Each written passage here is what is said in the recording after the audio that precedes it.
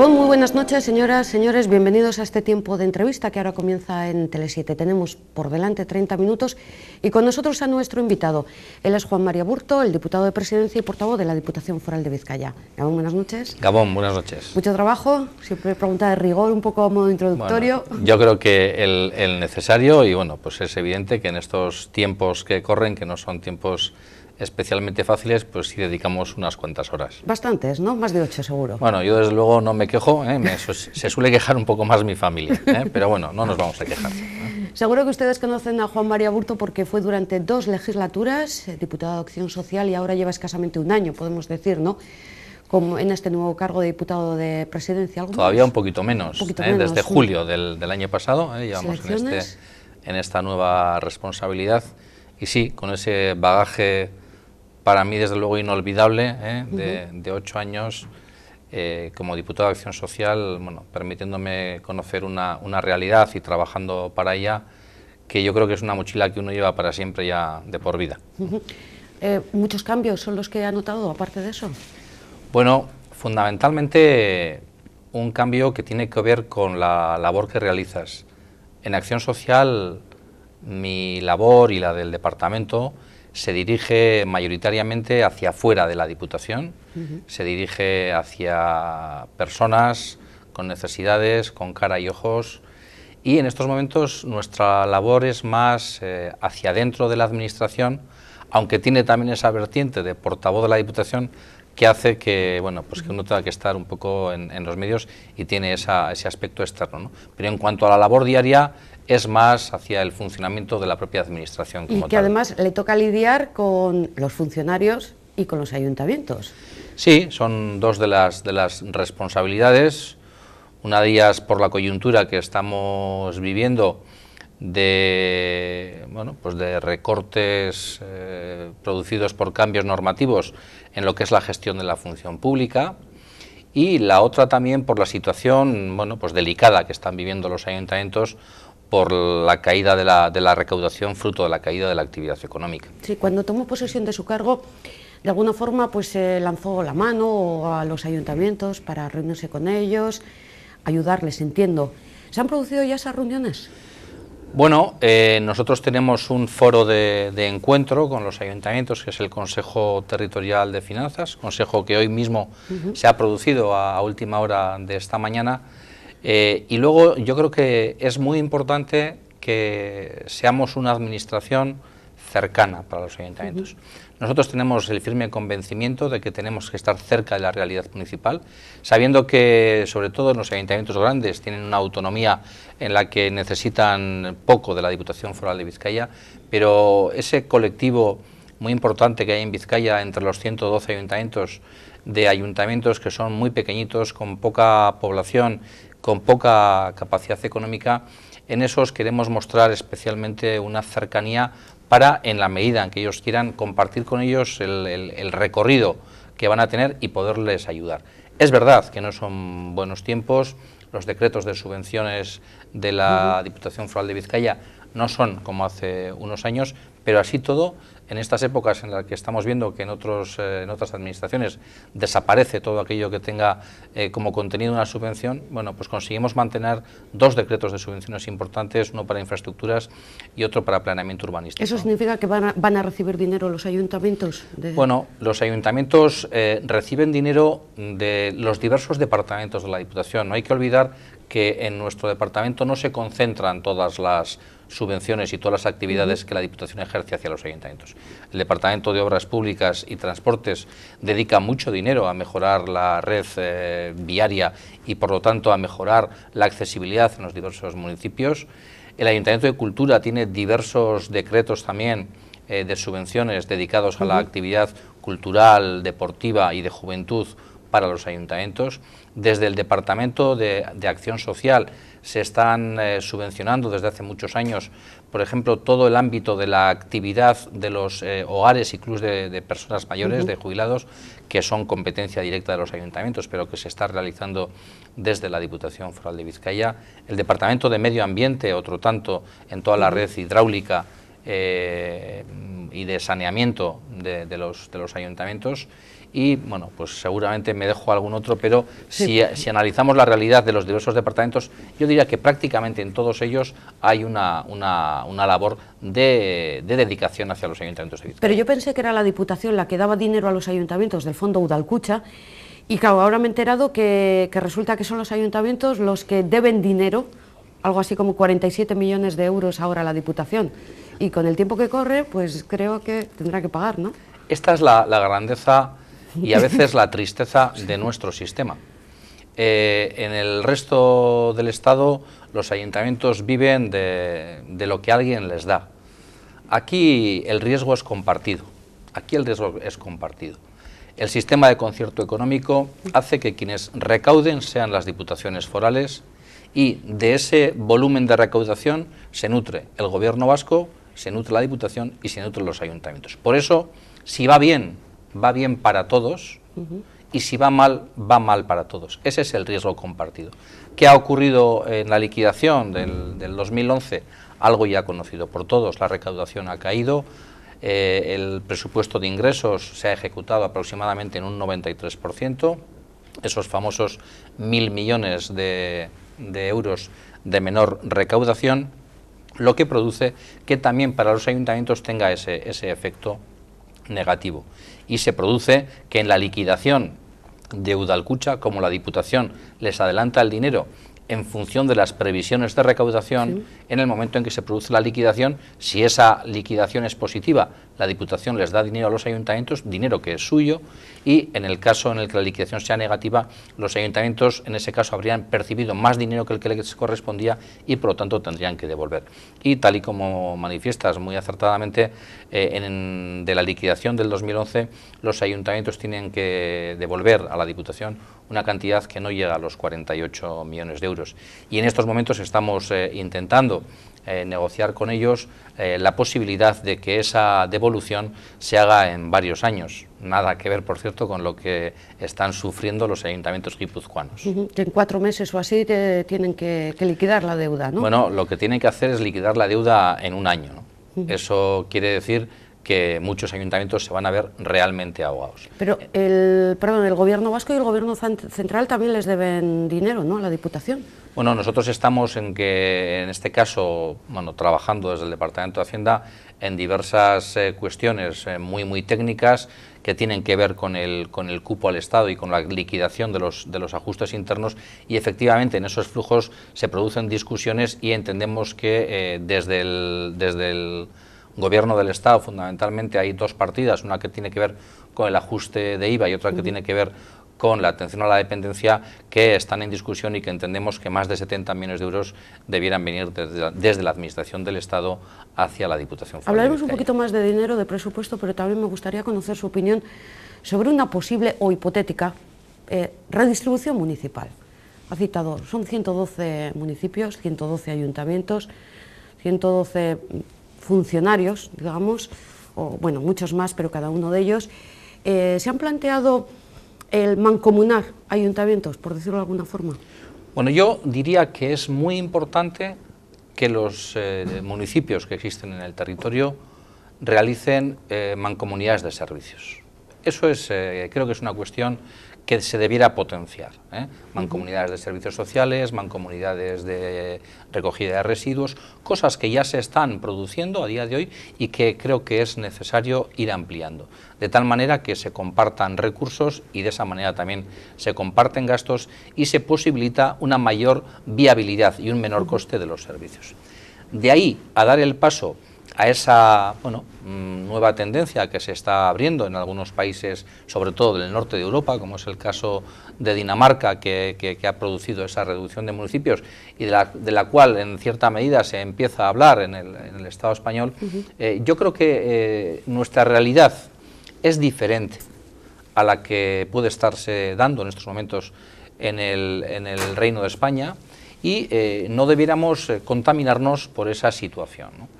Pero dicho esto, creo que no tendría que ser algo inalterable la situación en la que estamos hoy día, y sin miedo a esa situación, en el caso de que se produzca, tendría que ser con un gran consenso para analizar la situación, bueno, y ver hacia dónde caminar. Creo que no se podrían dar palos de ciego en esta situación. Y directamente relacionado con esto, lo que sí creo es que no es el momento para algunas otras veleidades que tuvieran que ver con algunas demandas que pueda haber por ahí en algún sitio de desanexiones. No es el momento para las desanexiones. Todo lo contrario, en cualquier caso. Efectivamente, en todo caso estamos hablando de mancomunar servicios, luego eso iría en contra de la desanexión de municipios. Sí, lo dejamos para cuando se acabe la crisis. Bueno, si es que se acaba, es momento también, es buen momento también en las épocas de crisis como esta, en realizar procesos de reflexión para ver hacia dónde queremos ir. Vivimos épocas de escasez y en este momento tenemos que decidir cómo queremos que sea nuestra sociedad, qué servicios queremos que tenga y cómo se pagan esos servicios. Parece que son tres cuestiones muy sencillas y, sin embargo, a la vez parece que son extraordinariamente complejas. Sí, porque aparte del tema de los ayuntamientos, el tema del funcionariado también está un poquito caliente, ¿no? Ayer mismo veíamos una movilización de trabajadores del IFAS, una residencia de Leioa. Creo que también hubo una concentración frente a la Diputación de los Trabajadores. El tema de los recortes no es asumido por, no sé, por el colectivo del funcionariado público. Lo que el colectivo del funcionariado asuma o no asuma, yo no me voy a erigir en portavoz de ellos, pero sí me gustaría poner encima de la mesa una reflexión sencilla. Yo vengo diciendo en diversas situaciones que a mí me gustaría compartir con los sindicatos el diagnóstico de la situación. Si hacemos un diagnóstico adecuado, seremos conscientes de que estamos viviendo una situación difícil. No voy a ser yo, para no alimentar la polémica, quien ponga encima de la mesa qué demandas están haciendo los sindicatos. Yo creo que son demandas que, bueno, que difícilmente se sostienen en la situación en la que estamos. El planteamiento de la Diputación en este caso es relativamente sencillo. Nosotros decimos, estamos en una situación de crisis, estamos en una situación de tránsito, vamos a realizar este itinerario siendo conscientes de las dificultades que existen y por lo tanto vamos a dejar la situación como está. ¿Qué quiere decir esto? Que no vamos a hacer recortes. Nosotros ni vamos a recortar los salarios, ni vamos a recortar las condiciones laborales, ni vamos a pagar menos a la gente que se encuentre en una situación de baja, ni vamos a ampliar el horario laboral. Nada de eso que estamos viendo en nuestro entorno. Pero lo estamos viendo no ya en entornos de países a muchos kilómetros, lo estamos viendo que está ocurriendo en Gasteiz, en el Gobierno vasco. Estamos viendo qué está realizando la Administración catalana. Nosotros lo único que hemos hecho es cumplir con el decreto que el Gobierno de Rajoy publicó a final del año. Un decreto que nos lleva a dos situaciones: congelar los salarios, no realizar ofertas de empleo durante este año y no aportar a los planes y fondos de pensiones, en este caso al plan y al fondo del Carquidetza, ¿no? Esa es la situación. Nosotros estamos cumpliendo un decreto que nos viene dado. Bien es cierto que no hay que ocultar que ya era nuestra voluntad el congelar los salarios, por entender que había una situación de dificultad en la que todos teníamos que arrimar el hombro. Creo que es cierto que los funcionarios llevan una serie de años en una situación de dificultad, pero creo que también es cierto que si el funcionariado de la Diputación Foral de Vizcaya mirara a su alrededor, seguramente podrían concluir en que su situación no requiere de grandes altercados o de grandes movilizaciones. Que no vaya a haber reducción del funcionariado es algo positivo, porque quiero aportar los datos del paro en Vizcaya, al menos los últimos que he conseguido. El 14,2% está en paro, que son 87.663 personas. ¿La Diputación ha puesto ya en marcha algún programa que sirva para disminuir esta tasa de desempleo? No es fácil realizar esta labor en solitario. Yo creo que el gran reto que tiene en estos momentos este país, y creo que el gran reto que tiene en estos momentos el Gobierno vasco, por cierto, creo que hoy nuestro Lehendakari daba alguna rueda de prensa cuyo contenido desconozco, relacionada con esta materia. Ha presentado, perdón, el Plan de Lucha contra el Paro 2012. Me recuerda un poco al Plan de Lucha contra la Pobreza de hace... Bueno, pues no sé en qué consiste, pero sí creo que esa es la gran labor y ese es el gran consenso de las diversas administraciones en las que todos debiéramos ponernos de acuerdo para establecer instrumentos para atajar en la medida de lo posible las consecuencias de esa lacra social que es el paro.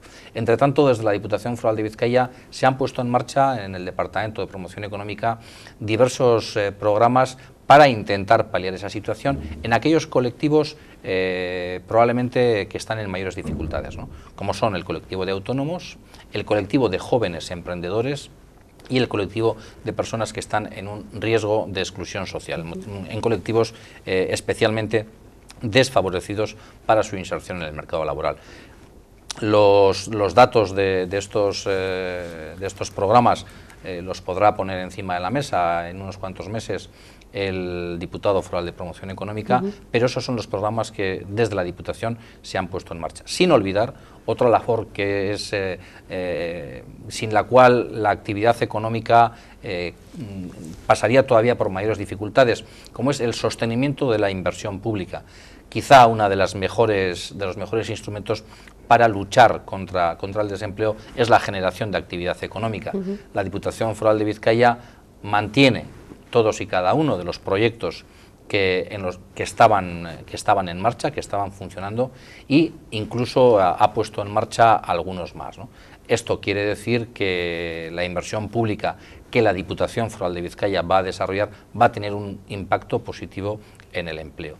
No se entendería de otra forma cuestiones como la de San Mamés Barria, en la que a veces se reduce exclusivamente al hecho de jugar al fútbol, cuando realmente es algo mucho más amplio que tiene que ver con la regeneración de toda una zona de la ciudad y evidentemente con el impacto económico que tiene esa inversión pública. Aparte de este San Mamés Barria, el nuevo campo, ¿cuáles son esos otros proyectos que se van a mantener o que vienen recogidos ya en los presupuestos? En estos momentos se mantiene la inversión del Palacio Euskalduna, inversión que, bueno, pues que yo que suelo pasar de vez en cuando por allí, hoy mismo a la mañana decía que, bueno, que es impresionante ver cómo está discurriendo, inversión que estará concluida para mediados de este año. Es impresionante ver cómo junto a ese San Mamés Barria, cuyo agujero ya percibimos, vemos cómo el primero de los edificios de la Universidad del País Vasco, con aportación de la Diputación Foral de Vizcaya, su estructura está prácticamente concluida. Vemos cómo la Diputación Foral de Vizcaya mantiene las inversiones en carreteras e incluso pone en marcha tres nuevas radiales. Bien, es cierto que había previstas la posible puesta en marcha de 6, pero se ponen en marcha 3 nuevas radiales, generando 350 nuevos millones de euros de inversión pública. En definitiva, bueno, pues son elementos que quieren ser tractores de la economía en un sector, además, especialmente castigado como es el de la obra pública. ¿El proyecto de Guggenheim-Urdaibai ese ha quedado archivado? No, ni mucho menos. Fíjese cómo no ha quedado archivado que recientemente, hace no más de un mes, la Diputación Foral de Vizcaya ha aprobado inicialmente el plan territorial parcial de Guernica-Marquina y en ese plan parcial, que en estos momentos está en un proceso de alegaciones y de comunicación y de participación ciudadana, en estos momentos se prevé expresamente en ese plan una infraestructura de carácter cultural en el entorno de Urdaibai, como puede ser el Museo Guggenheim, y se dice así expresamente. O sea, que no ha quedado archivado ni mucho menos, sino que está previsto, bueno, para cuando el consenso necesario y la situación económica lo permitan. Sí, porque el gobierno vasco está enfrente. Bueno, enfrente y además oponiéndose. A nosotros nos gustaría que este no fuera un elemento de conflicto entre dos administraciones.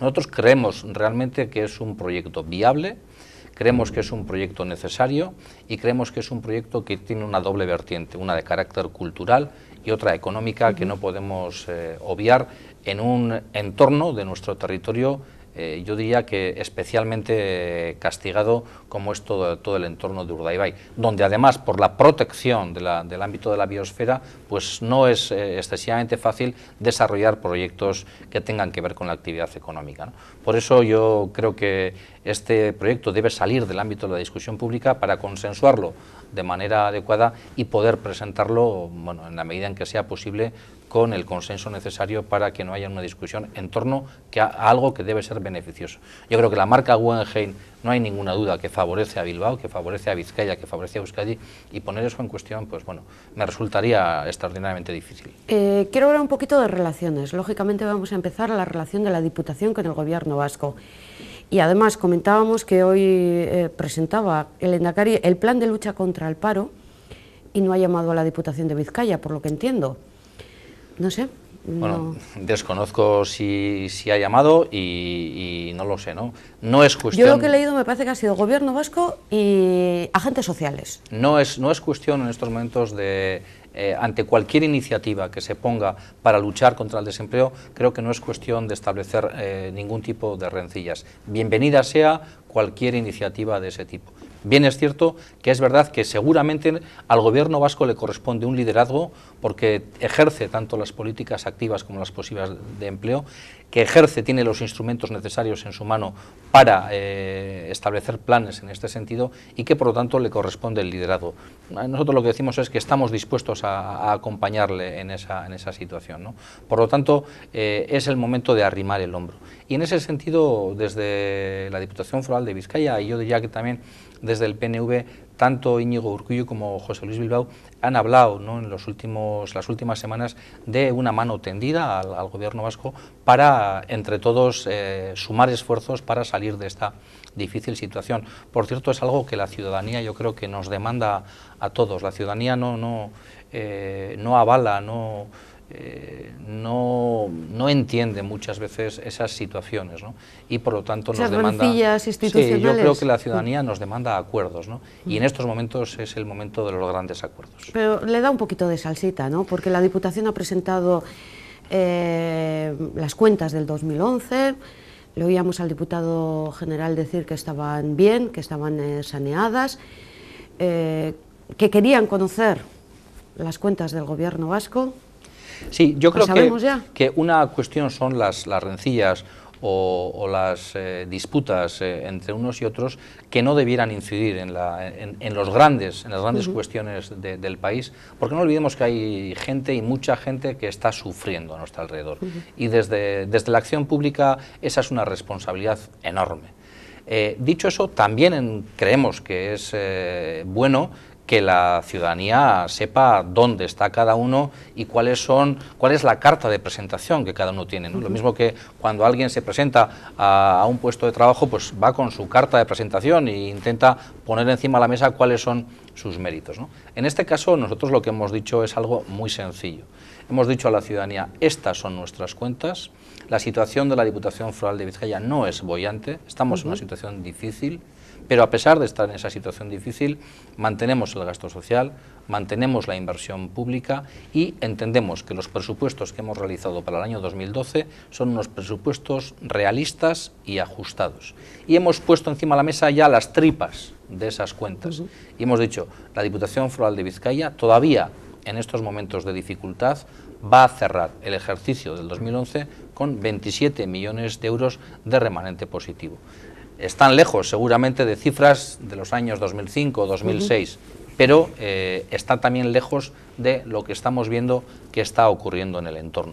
Por eso lo que decimos, estamos dispuestos a tender la mano al Gobierno vasco, pero nos gustaría que tanto el Gobierno vasco, y no solamente el Gobierno vasco, porque aquí hay a veces quien interesa o quien parece que está interesado en ese enfrentamiento entre la Diputación y el Gobierno, que yo creo que nosotros no impulsamos. Nosotros estamos diciendo que nos gustaría que el resto de instituciones, tanto el Gobierno vasco como el resto de las diputaciones, pongan encima de la mesa sus números para saber realmente cómo realizar ese diagnóstico necesario una vez conocido el diagnóstico, ver lo que podamos hacer. Bueno, o sea, que me imagino, y como conclusión un poco de este apartado, que están a la espera, ¿no? Que todavía no se conocen las cuentas. Bueno, es evidente que no se conocen, es evidente que no se conocen, es evidente que se han producido en las últimas semanas situaciones de dificultad en la relación y lo que decimos es nosotros seguimos dispuestos, queremos conocer las cuentas y a partir de ahí seguimos hablando.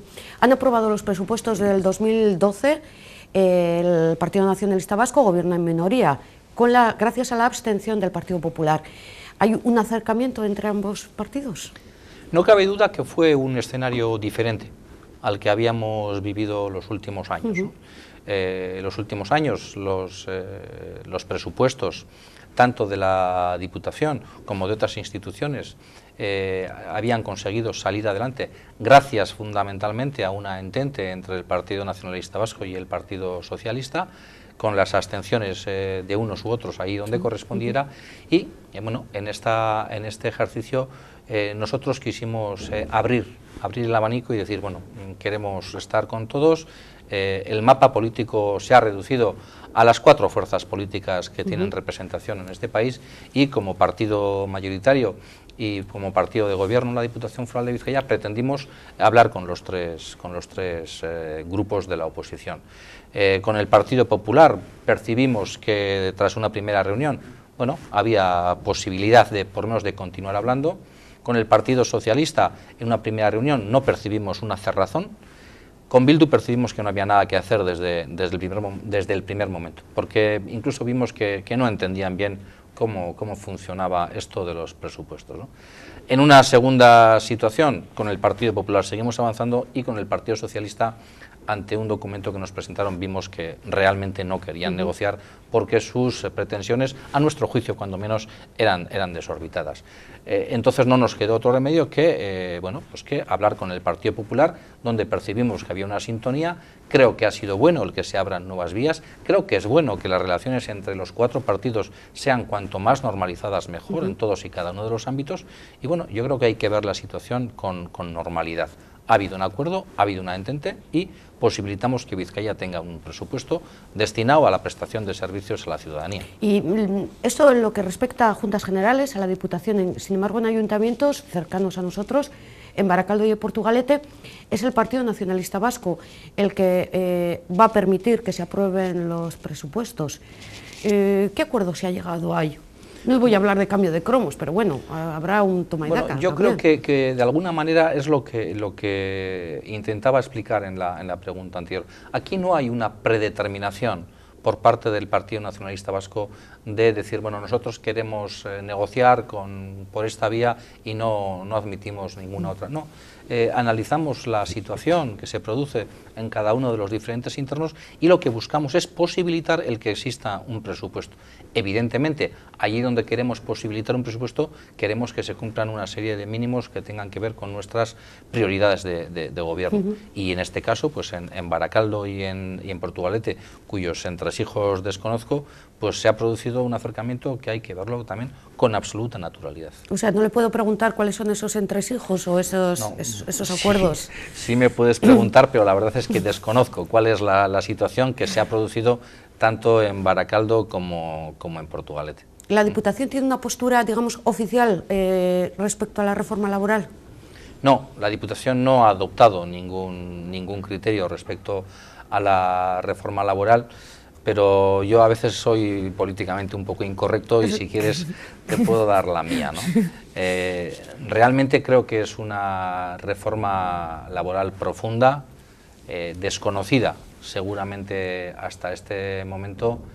Yo no voy a entrar en el juego de que es necesaria o es la única posible, pero sí creo que va a tener inicialmente, cuando menos, consecuencias desagradables para muchas personas.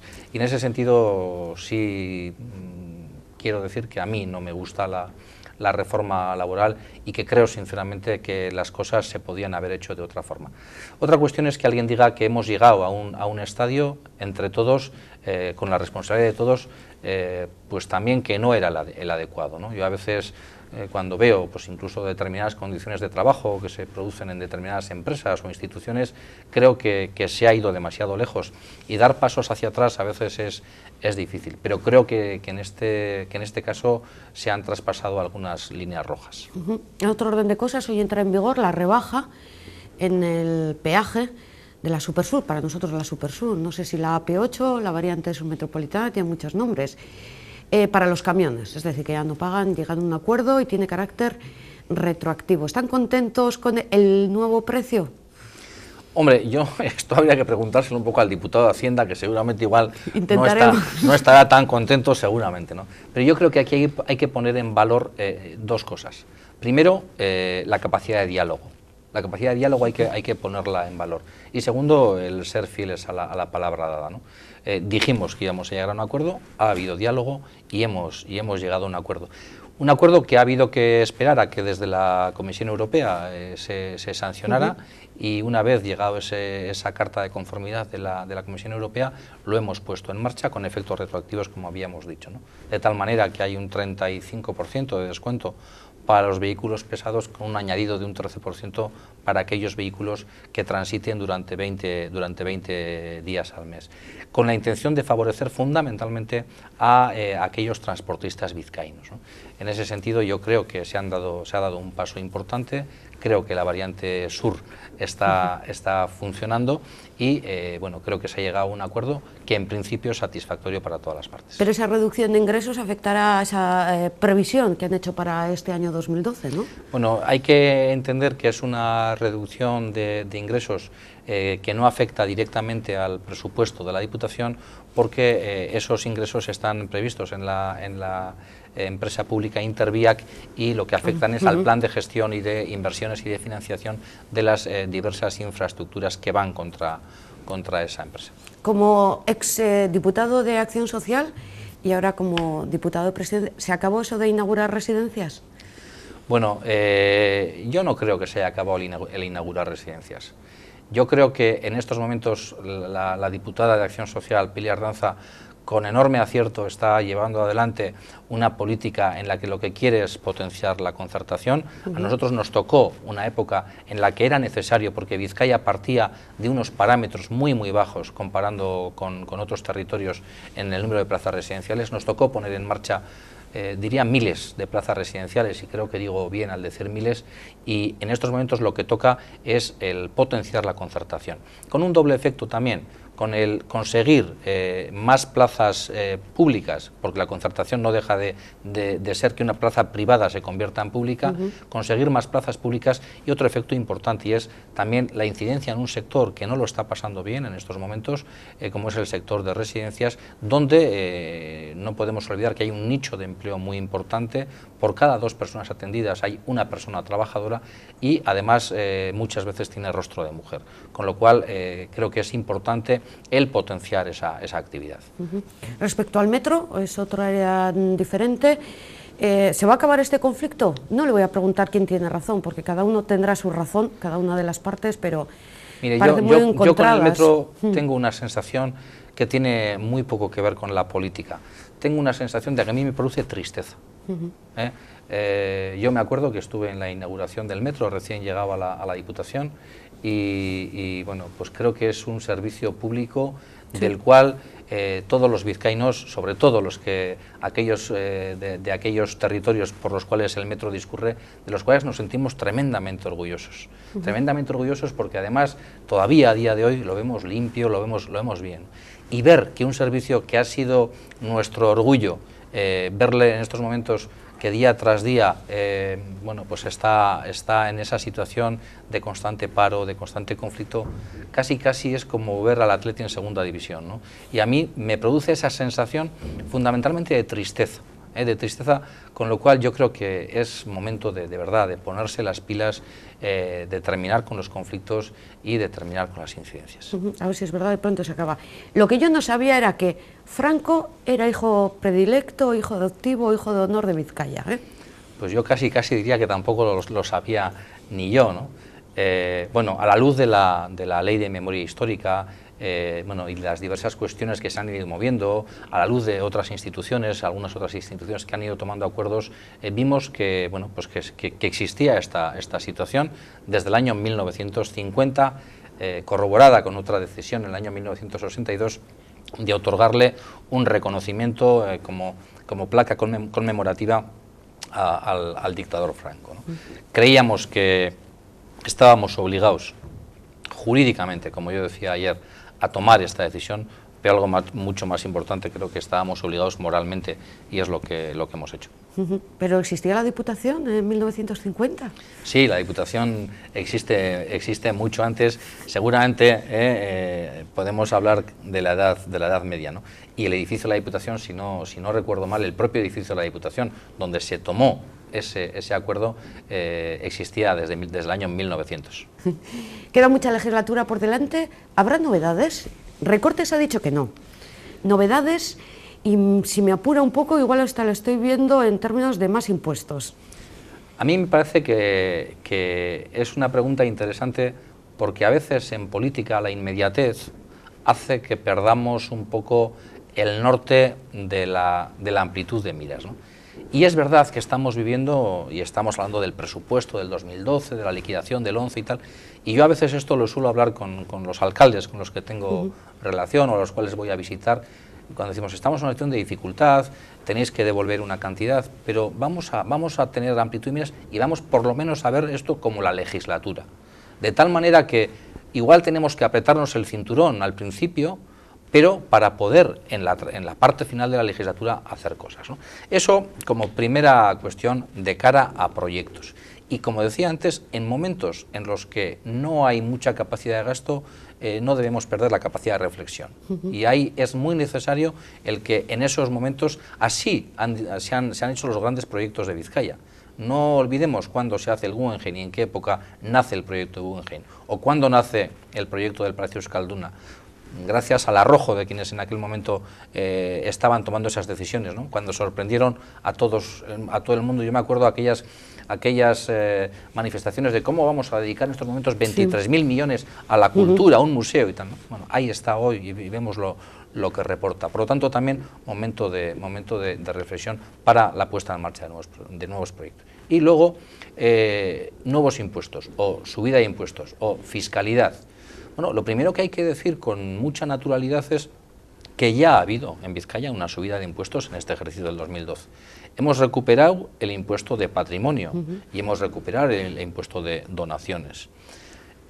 La semana que viene, si todo va bien, en Juntas Generales, el miércoles día 29, se va a aprobar una norma de medidas tributarias donde se recoge también un aumento de la presión fiscal por la desaparición de los 400 euros, por las rentas de capital, por la computación de la compra de vivienda, etcétera, etcétera. Es decir, ya se han tomado medidas en ese sentido. A partir de ahí, lo que nosotros pensamos es que la actividad económica requiere certidumbre. Y lo que no podemos hacer es lo que está ocurriendo estos últimos días. Usted, igual que yo, habrá leído que vamos a implantar el céntimo sanitario, luego le habrá leído al consejero de Sanidad diciendo que ni el copago ni el céntimo sanitario, que aquí hay que adoptar otras decisiones. Luego le hemos leído este fin de semana al Lehendakari en una entrevista publicada en un medio de comunicación que eso del céntimo sanitario realmente no era una propuesta concreta, que era un poco para generar un cierto debate. Yo creo que es todo lo contrario de lo que hay que hacer. La actividad económica nos está demandando certidumbre. Y en esa certidumbre, yo particularmente soy de los que pienso que es necesario ponernos a trabajar en una reflexión sobre la fiscalidad. Creo que no hay que rehuirla y desde luego el Partido Nacionalista Vasco no la rehuye. Otra cuestión es cómo se va a desarrollar esa reflexión, pero tenemos que estar mirando por lo menos a medio plazo. Tenemos muchas cuestiones, pero si le parece al diputado lo dejaremos para otra entrevista, la ley municipal o el futuro de la ley municipal, cuestiones de economía. Interesante. Que hablaremos el tema de las vacaciones fiscales. Le voy a hacer las dos preguntas más difíciles. ¿Qué va a hacer el Atleti mañana? Bueno, yo confío en que gane y me gustaría mucho ir a Manchester. No sé si lo voy a conseguir, me da que no, porque hoy ya me parece que me estaban poniendo una comisión en juntas el día 8 de marzo, pero sería un enorme disfrute ver al Atleti en televisión en Manchester y verle en San Mamés volviendo a rememorar aquel legendario partido de la Nevada en San Mamés contra el Manchester, ¿no? O sea, mañana espero que ganemos y que pasemos. A ver, todo será. ¿Y quién va a ser su candidato al Lehendakari por el Partido Nacionalista Vasco? Mi candidato al Lehendakari, no tiene ninguna duda, es el PNV. El PNV, porque creo que realmente en esto también es muy importante defender el modelo. Y desde el PNV hemos demostrado en diversas ocasiones que tenemos un modelo de hacer las cosas. Ese es el modelo que queremos que en la siguiente legislatura se vuelva a implantar, después de lo que consideramos que ha sido unos años no vistosos, por lo menos para la propia institución del Lehendakari y para el Gobierno vasco, y bueno, pues que el Partido Nacionalista Vasco desde abajo, desde sus bases, realice ese proceso de reflexión con tranquilidad, con naturalidad, como siempre lo hemos hecho, para elegir seguramente a un candidato al Lehendakari entre los muchos posibles. Bueno, me quedo ahí. Señora Burto, muchísimas gracias por haber estado con nosotros, ha sido un placer. Gracias, como siempre, a vosotros. Gracias. Le damos también las gracias a todos ustedes. Terminamos este espacio de entrevista. Mañana tenemos debate o tertulia, no sabría cómo definirlo, así que les espero. Para saber el tema no tienen más que mirar el calendario y ver qué fecha es. Les esperamos. Gabón, buenas noches.